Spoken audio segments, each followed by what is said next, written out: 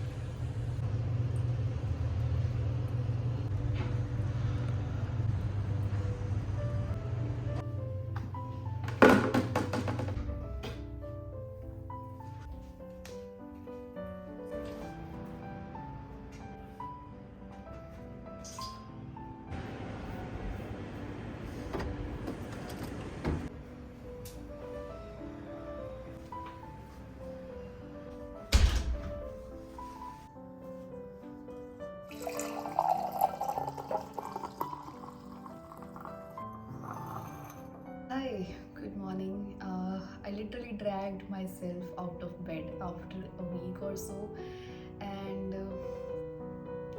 life lately is not in a very good shapes. And जो भी मेरे page को फॉलो करते हैं उनको पता होगा कि इट्स बीन अ वीक और सो बेसिकली मेरे पास कुछ बैकअप थे जो आपने देखा होगा टिल वेंसडे, और उसके बाद I was just out of videos and the situation was not in that good shape कि मैं कुछ कंटेंट भी शूट करती.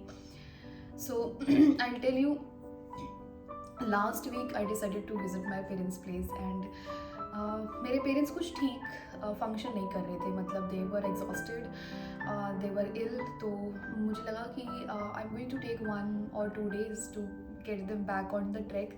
और वो 2 दिन मैं आराम से रेस्ट लेती हूँ बिकॉज मेरे पास ऑलरेडी 4-5 वीडियोज़ का बैकअप है. सो मैंने वो ब्रेक लिया और आई टुक केयर ऑफ देम. और उसके बाद ना दे सडनली डिसाइडेड कि हम लोग एक बार कुंभ हो आते हैं अपने दोस्तों के साथ. So is like okay. अब वो चले गए और घर का मैंने डीप क्लीनिंग का डिसाइड किया. अब वो डीप क्लीनिंग में मुझे 4-5 घंटे लग गए, लिटरली कंटिन्यूसली 4-5 घंटे. सो आई थॉट कि ठीक है, it's okay to take a break. So मैंने कुछ पोस्ट नहीं किया ऑन वेंसडे. टिल ट्यूसडे तक मेरे पास वीडियोज़ थी. सो वेंसडे मैंने कुछ पोस्ट नहीं किया and I convinced my self कि यार कुछ नहीं होता, लोग समझते हैं इतना, तो एक दिन का ब्रेक कोई फ़र्क नहीं पड़ता. तो फिर उसके बाद थर्सडे को I decided to come back at my place and then we heard a bad news about my family member. And see I tell you कि पीछे का क्या है इसके, कि पिछले 2 हफ्ते से I was continuously hearing bad news. Mostly लोगों के पेरेंट्स जा रहे थे एंड 4-5 ऐसे बुरे बुरे न्यूज़ सुन लिए थे मैंने. तो मुझे ऐसा लग रहा था ना, देखो फर्स्ट इंस्टेंस में आई वॉज लाइक कि ठीक है, I was concern for my friend जिसके पेरेंट्स गए थे, कि यार मतलब मैं मिली थी काफ़ी बार उनसे एंड अभी ऐसे कैसे कोई जा सकता है। उसके बाद एक बार और हुआ, 2 बार और हुआ and than me being me, मैं ओवर थिंकिंग वाले जोन में स्लिप हो गई। मुझे नहीं रियलाइज़ हो रहा था कि what is going till I was in that situation. जब मेरी फैमिली मेम्बर के साथ हुआ तो मैं वहाँ पे एकदम ब्लैंक और नम थी। I was just in a position to handle my other family members जो मुझसे बहुत ज़्यादा इफेक्टेड थे।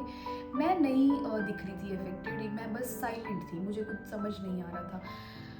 बट वेन आई के मतलब वो जब सब हो गया, like they left for the place जहाँ पे वो गए थे, और मतलब जब ये चीज़ें हुई then I came back at my place and मुझे ऐसा लगा ना कि मेरी बॉडी से किसी ने सारी की सारी एनर्जी निकाल ली है। It was so much of negativity, so much of over thinking, so much of emotional turmoil कि मेरा माइंड बहुत ज़्यादा टॉगल करने लगा था बैक एंड फोर्थ थॉट से। सी what I was realizing is कि after grandparents now it's people's parents that are passing and that scared me to the core, literally to the core। जब मुझे ये बात बार बार हिट कर रही थी, like I was avoiding it, मैं कोशिश कर रही थी रूटीन करने का, चीज़ें करने का जो मैं यूजुअली करती हूँ लाइक इवनिंग का या कुछ भी, but I was not overcoming it. और मतलब I am good at hiding my emotion at times, but this is suppose